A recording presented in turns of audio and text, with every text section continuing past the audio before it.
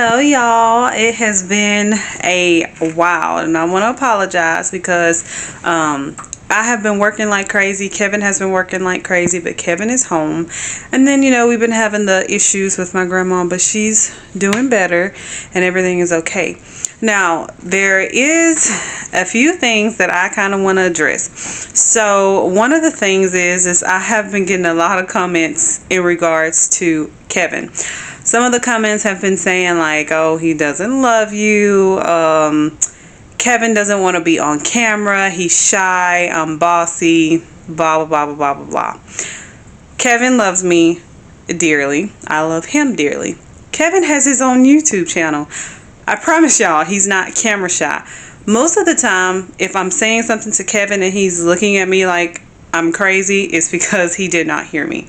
Kevin has a ear problem or a hearing problem, and sometimes he doesn't hear me. So most of the time, if not, he's looking at me crazy. I promise y'all, Kevin is fine. There's nothing wrong with Kevin. He doesn't mind being on camera. And again, he has his own YouTube channel. I'm gonna put that down below so you guys can subscribe. His YouTube channel is mostly like projects and stuff he likes to build. He used to do construction work a few years back, so for the most part, he does like a lot of building projects for me. So I just wanted to clear the room with that. And then another issue, well, it's not really an issue, it was an issue on my part. So I had one woman, she told me that sometimes she can't hear me in the beginning. And again, like I told her, I am left hand dominant. And the camera that I have, the speaker is on the left side. So sometimes when I'm holding the camera, I'm not realizing that my finger is covering the mic. So I do want to thank her for that. And again, I am kind of aware. I just hope and pray that y'all make it through the video and that y'all can somewhat understand what I'm saying. But I've been working on it and I've been remembering it. I promise you guys, right now, y'all should be able to hear my finger is not on the thing. But today is the 19th. Yes, I'm in uniform. I'm just getting off work, but I'm gonna get changed and everything, and I'm gonna, go from there. But today is the 19th, and today is Kevin's birthday. So y'all will be probably seeing this video on the 20th, but if y'all are, please wish hubby a happy birthday. He turned 32, and it's a blessing that he's still here. I count every year with him a blessing. So for his birthday today, we're going to be doing steaks on the Blackstone. I did get a few comments in regards to the Blackstone, so this will be a perfect opportunity for Kevin to answer some of you guys' questions in regards to his Blackstone. Okay, so we're going to get our steak seasoned up, and then we're going to go from there. So here are all the seasonings that I like to use. Y'all can use whatever you want to use, but this is what me and Kevin found best. So you have the Worcestershire sauce. I do a few shakes on both sides. So basically everything that I'm using on one side, I'm going to use on the other side. I promise y'all this is not a lot of seasoning, and this is what we found works best for us. We have tried many different seasonings. We've tried just the salt, and I know a lot of people, they do just the salt and the black pepper taste. It's not our cup of tea. I'll just tell everybody use whatever they want. So we like to use, like I said, the Worcestershire sauce, Greek's all-purpose seasoning. We love the Kinder's salt and black pepper blend. The Yellowstone Cattleman steak. Oh my gosh, that is literally my favorite steak seasoning right now. Next, I am using the steak blend by Kinder's. Next, this is the buttery steakhouse by Kinder's, and then I am going to, um, I think that's honestly it. In olive oil, yes. Sorry, I had a brain part. Olive oil, yes. And I'm gonna rub it down really good. And we're gonna flip our steak over and we're gonna do the same thing. Now, for the next side, I don't use as much seasoning. That's the only difference. But I literally use the exact same seasoning, just not as much. And then I put the steak in the refrigerator until we were ready to cook it. About 45 minutes to an hour prior, I took the steak out so it can become room temperature. We found that cooking it at room temperature it made the steaks a little bit more tender versus taking it straight out the refrigerator and throwing it on the grill. But I mean, to each his own. Again, some people, they say it's too much seasoning.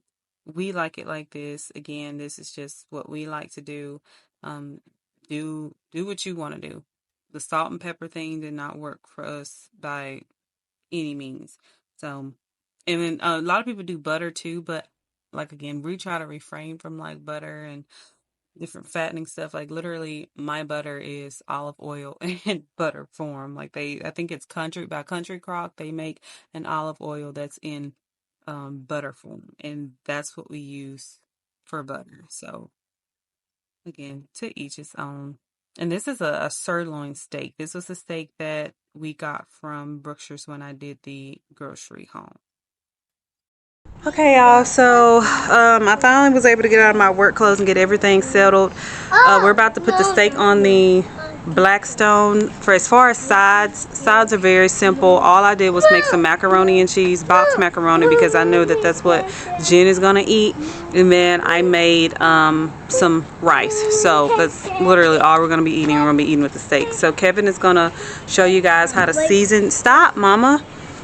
Children, season your grill and get your grill ready for your steaks. Alright, so first thing we're gonna do is, this is some regular cooking oil.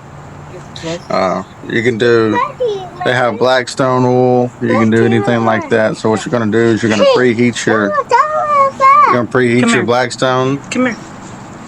When it starts smoking, you'll be able to take and just put some oil on it and take a rag. You can get some tongs or whatever you want to use to help spread the rag around. What that's going to do is going to clean any old contaminants off of it and be able to start the seasoning. So the oil and stuff's going to get hot, and it's going to make it to where it's non-stick. If you don't use enough, all your food, your steak, or whatever you're cooking is going to be sticking to it.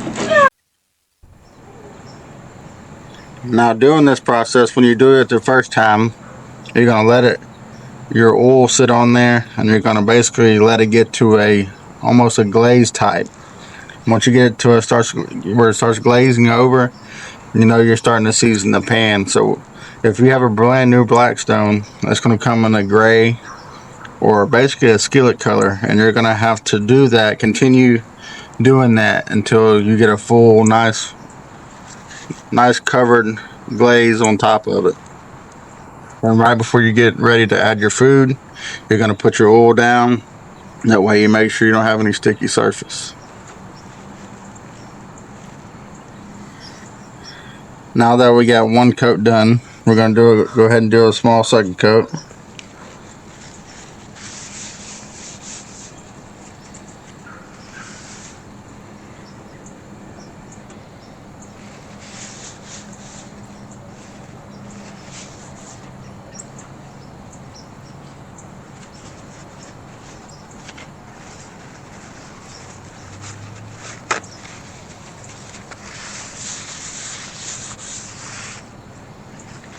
Now, depending on what you're going to be cooking, also depend on how you want your fire. If you're cooking steak, you're going to want to sear it. You're going to want to sear it, so you're going to want to have a hot flame.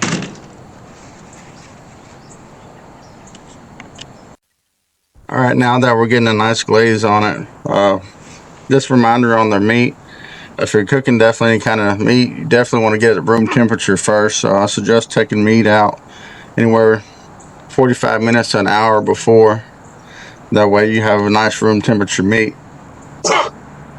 So after we get a nice glaze on it, we're going to take it, put some more oil with our paper towel. Put some oil on it. I'm going to spread it around. This is our non-stick surface right here. This is what's going to help everything to keep from sticking.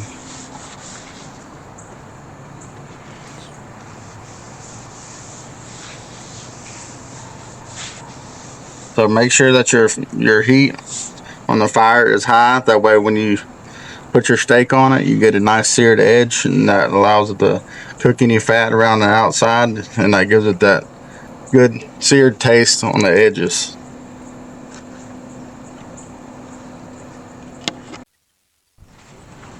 Also note the thickness of the meat may depend on how long you're going to have to cook it. This is about an inch thick steak. So normally what we're going to do from medium to medium well is normally going to be about 5 minutes. My other half, she likes to have hers done. Done, like all the way done. No pink. So therefore, we're probably going to be doing anywhere between about 6.5 to 7 minutes on each side, and that'll give us a nice, it should be good and well and done. Okay, now that we got our high heat, we're going to put our oil on. This is where we're going to add our steak.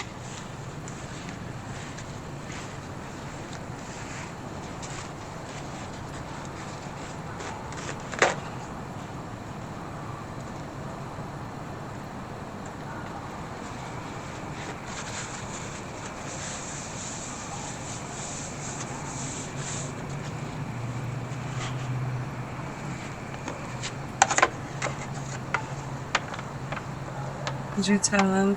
And this is a sirloin steak, y'all. I think I bought this steak at Bruster's. I think I did a grocery haul on it. Yeah. And I told you guys that I got 2 pieces for like I think $22. And I was telling y'all how when we normally go to Livingston, there's this place called A&D where we normally buy our sirloin steak from. So I was very excited to find them at Bruster's, but yeah, this one is a sirloin.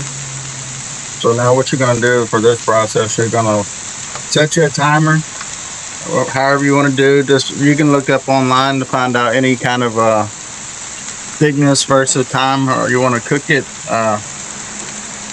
If you're a big fan of the steak, you definitely don't want to keep cutting it open, because that's where all your juice and all your flavors going. So try to find about the right amount of time. Try to find about the right thickness of the steak, and it'll get you close by. We don't, so you can savor all your flavor that you can. All right, right now we're gonna go ahead and wait I'm gonna wait 5 minutes, and I'm gonna flip it. Then I'm gonna see if my part of my steak is done. If it is done, then I'm gonna go ahead and take my piece off. And if not, we're gonna cook a little bit more. But the other half is definitely gonna have more cook time. She likes her stuff done.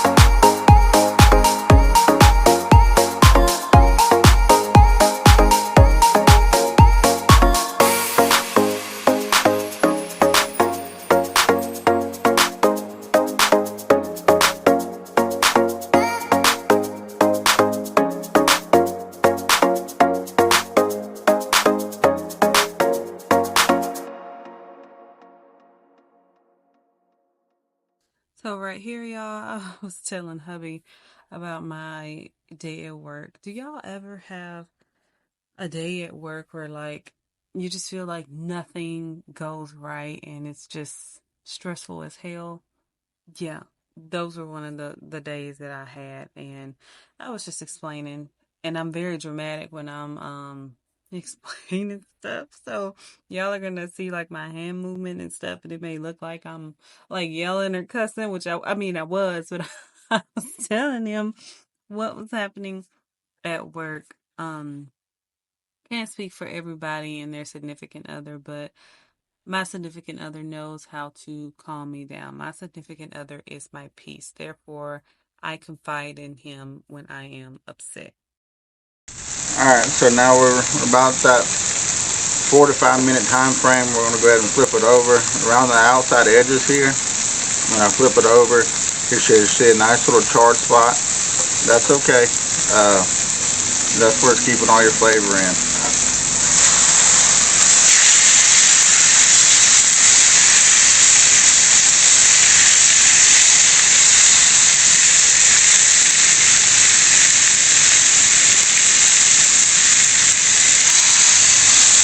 Once you get it turned over, just wait for another time period, and you should be plenty good to go.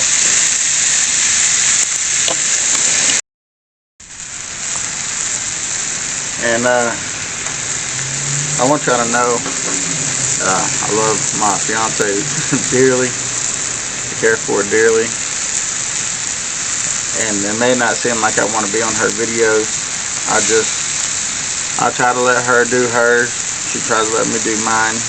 And we try to have participation in both. So therefore I love her very much. I love my baby. She's my baby. I'd do anything for him, without a doubt. I just want to let that be said. Also, you know, just kind of double check your meat when you're doing your meat process here. Make sure you definitely ain't sticking. May add a little bit of oil or anything like that. It's not uncommon. If you got some places that will stick, some seasoning will stay. But that's okay. When we get done, I'm going to show you the cleaning process of it, and it'll be all okay.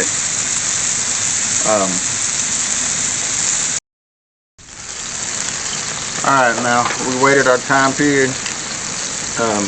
I'm going to go ahead and cut it and find a piece of it and see what it looks like, to see if it's the way we want it, if we need to keep cooking it or not. I'm going to do that off camera, because how y'all want y'all meat may be different from how we want our meat. I like to wipe the horns, knock the horns off of it, and wipe it, and put it on a plate, if you understand what I'm saying. Most people may not like it that way. Therefore, do it off camera. That way you don't have to see unwanted meat that you don't want. And if you do want, we'll show you the final product of it. And if y'all do like it, then tell us in the comment section which one y'all do like more. Alright, so we got our steak the way we want it. I'm taking them off now. Here's your charred edge. You can do it at charred as much as you want to. Like I said, my baby likes it. She likes hers done. So I try to do a little charred on the outside. And we got her piece here. Her piece is looking nice and done. And that's it. Alright, my loves, so the steaks are done. Y'all see my little charcoal piece over there, but this is what it turned out. Has a really nice flavor to it. So we're just gonna pair it with some rice and some of that mac and cheese that I fed Jen, and that's a wrap. Okay, y'all, so now we're gonna clean off the Blackstone. I'm gonna show y'all the process on how to do that. I know a lot of people, when you get done cooking, you want to go eat. Let's go eat. Food's hot. Let's go. But I promise you, if you do this when it's hot, it makes it easy. You don't have anything to worry about. It just makes it overall process very, very, very easy. So let's go ahead and get started. So what we're going to do, the step by step, which I'll walk through with you. As it's hot, you know, you get you have some Blackstone utensils. You can save some money if you want to. You can go to Dollar Tree or anything like that. You can go to Walmart and go to the hardware section and get some kind of scraper or something. Hey, you can use metal on this. A lot of people say, you know, only use bamboo and stuff like that.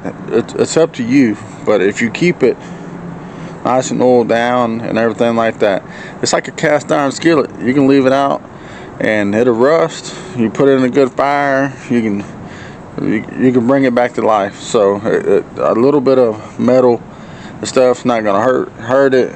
In fact, when you get a brand new one, they want you to sand it down and all that process and stuff like that. I wish I had a new one to show you the process of doing that, but we don't. But other videos and stuff like that you can look up as well, and they'll be able to tell you more for a fact of, you know, get a light sandpaper, you can sand it down. So you can always bring it back to life. Using metal on this is not going to be any kind of effective towards damaging it or anything like that. Alright, so the process that we're going to go through is, while it's hot, you're going to scrape all your stuff off of it. Make sure you get all your food off of it. Then you can see here in this corner, that's where all my oil piled up at. It's kind of uneven, but for the most part I got it all in one section. So what you're going to do is you're going to wipe all your oil out. That's why you want to do it while it's kind of warm, so you can wipe the oil out. After you get that wiped out,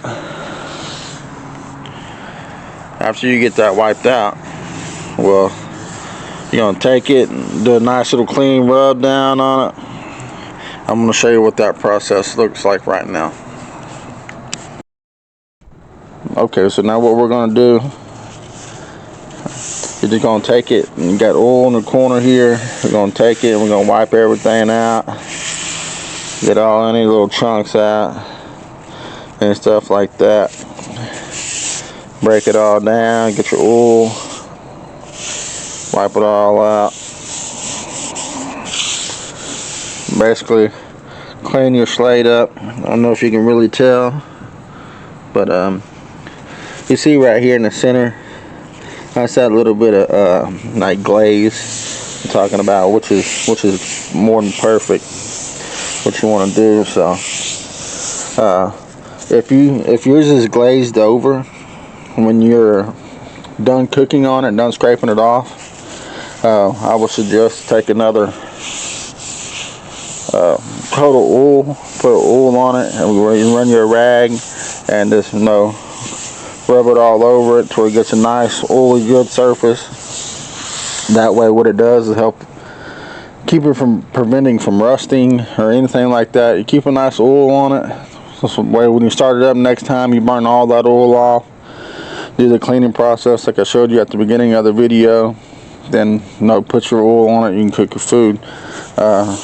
But for the most part, you just make sure you get it all nice and clean.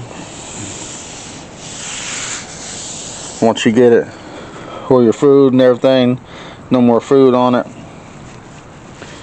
you just take a nice little coat of oil, rub it down all over it, and then put the oil on it while it's warm. So when you turn it off, that oil could be getting nice and soaked into that glaze that's on here. That way when you turn it off, you just got a little sheen to it. That'll also help keep any kind of rust forming or anything like that.